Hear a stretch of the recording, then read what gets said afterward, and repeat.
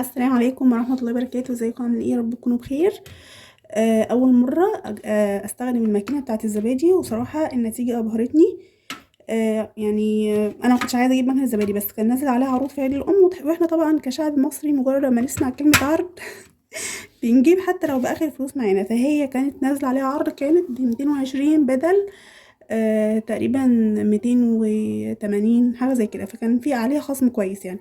فقلت اجيبها بقى وهتفيدني في ان انا هعمل فيها زبادي، هتبقى مخصصة بس للزبادي. وفعلا النتيجة زي ما انتم شايفين كده اهو. احلى حاجة فيها الغطيان دي بقى، ان انتي بتحطيها في التلاجة بالغطيان بتاعتها عشان ما تاخدش من ريحة التلاجة. تعالوا نشوف بقى مع بعض. هي كده عملناها اهوت وايه، وحطيناها في التلاجة. شايفين؟ تعالوا ندوقها مع بعض بقى اهيت.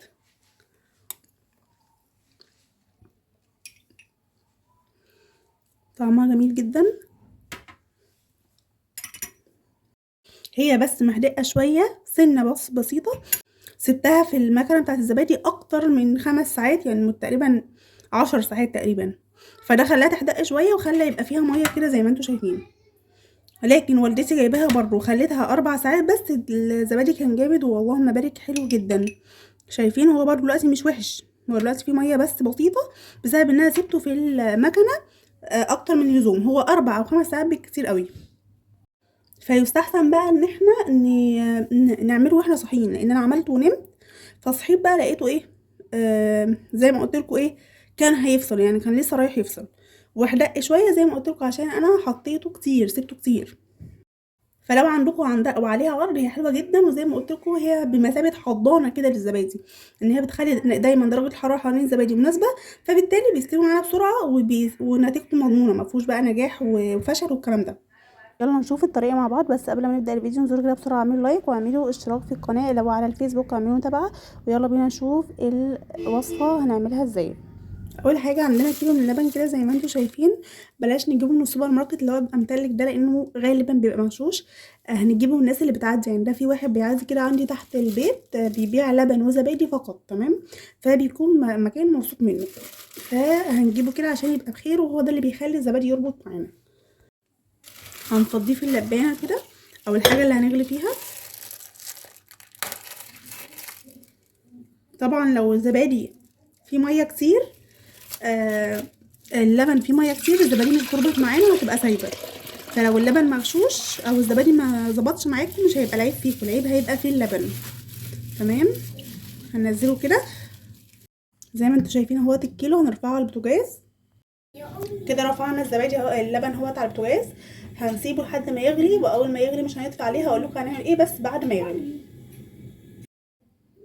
شايفين اللبن اهو بدأ يغلي من الجناب؟ شايفين؟ هنا خلاص اللبن بدأ يغلي اهوت، فمش هنطفي، هنوطي عليه خالص وهنبدأ نقلب عشان البخار يطلع منه، وبالتالي المية الزيادة اللي فيه تطلع منه. هنفضل موطيين كده ونقلب شوية حلوين. وده سر من اسرار نجاح الزبادي، ان احنا بنطلع كل المية الزايدة اللي فيه، فبالتالي ما بيفصلش مننا. هنا خلاص طفينا عليه النار خالص. هنسيبه بقى يبرد خالص، يبقى دافي كده زي دمعة العين عشان يتخمر معانا. لكن لو احنا اشتغلنا بيه كده هيموت الخميره اللي احنا هنحطها، اللي هي عباره عن زبادي، فهيموتها. فاحنا دلوقتي هنعمل ايه؟ هنسيبه يبقى دافي خالص، اللي احنا هنحط مثلا ايدينا فيه نلاقيه يعني ما يتلسعش. بصوا عشان انا مستعجله شويه، عشان عايزه انام، يعني انا بعمله بالليل عشان الصبح يبقى خلاص خلص. فانا حطيته كده في طبق فيه ميه عشان يبرد بسرعه. شايفين هو لسه بيطلع دخان؟ انا حطيته في طبق كده فيه ميه عشان يبقى دافي بسرعه يعني. شايفين اهو بقى دافي خالص اهو. كده بقى دافي خالص اهو. هندوقه برضو كده برضو. خلاص كده دافي.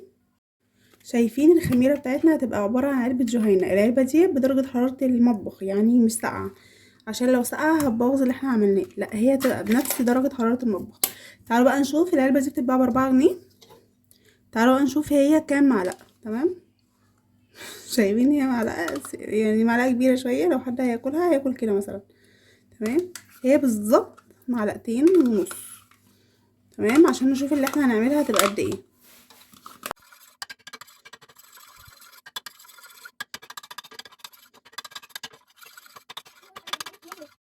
خلاص احنا هنا بندوبهم في معلقتين لبن بره اللبن عشان يتدوبوا معانا كويس، لكن لو احنا حطينا علبة الزبادي كلها هتلاقوا في قطع لسه ما اتدوبتش، لكن هنا هي قدامنا كلها اهي فبنقلبها. خلاص هنرجعهم بقى تاني هنا كلهم تاني.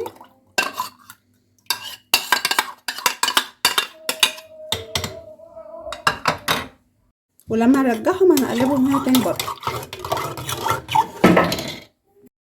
شايفين هو 8 كوبايات اهو، والكوبايه مكتوب عليها صناي اللي هو اسم المكنه بتاعه الزبادي، وفي اسماء كتير طبعا، بس هي ديت كنت جايباها ب220. في حاجات تاني اغلى، بس لكن ديت انا شايفه ان هي مناسبه عشان سعرها وكله بيدي نفس النتيجه. وبيجي معاها غطيان زي ديت، الغطا ده بيركب عليها، بس مش هنحطه الا بعد ما نعمل الزبادي. بعد ما الزبادي يستوي بيتحط وهي في التلاجة، يعني قبل ما نحطه في التلاجة بنغطيه عشان ما ياخدش من ريحة التلاجة اي اكل، وبعد كده هنسيبه بقى يسقع في التلاجة. هصبه في الكوبايات اهو، اللبن كده دافي.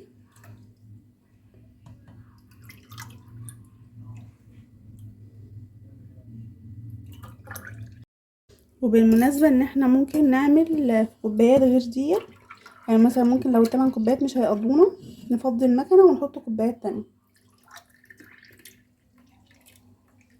شايفين هو عمل 7 كوبايات ونص بالظبط، بس عشان الشوية دول حور اخدتهم. شايفين انا حطيتها هنا، لازم تحط في مكان ثابت وكمان جنبيه كهرباء. هنشيل الغطا ده، انا غسلته طبعا سيبته يتصفى، وهنحاول نرصهم بقى، بس هنمسح الكوبايه من تحت عشان لو لبن وقع او اي حاجه.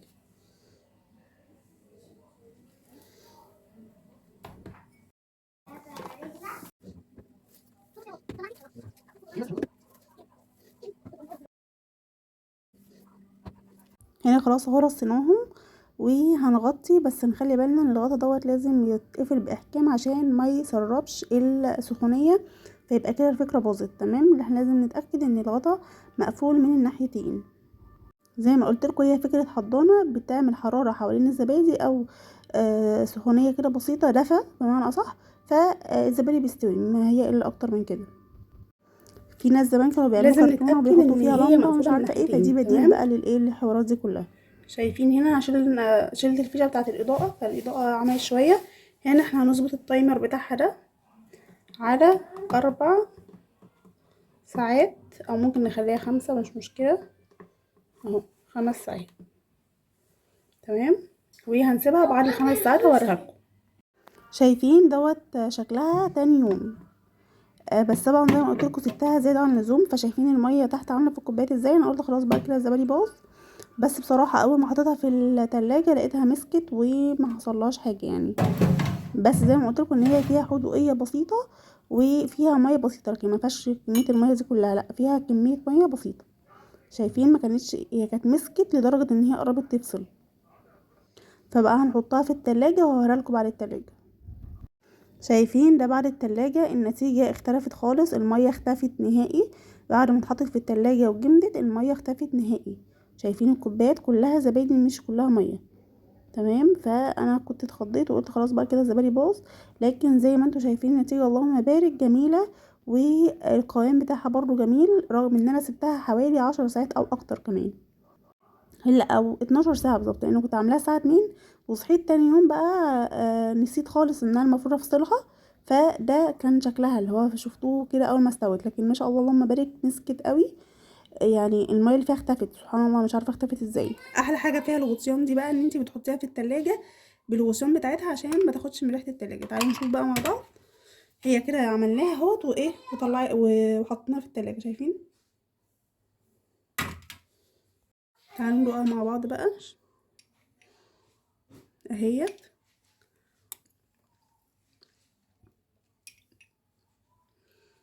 طعمها جميل جدا. وبكده بقى يا حلوين الحلقه بتاعتنا تكون خلصت، يا رب تكون عجبتكم، يا رب ما طولتش عليكم. ولو الحلقه عجبتكم ما تنسوش اللايك والشير طبعا، واللي مش عامل متابعه يعمل متابعه، واشوفكم على خير الحلقه الجايه. مع السلامه.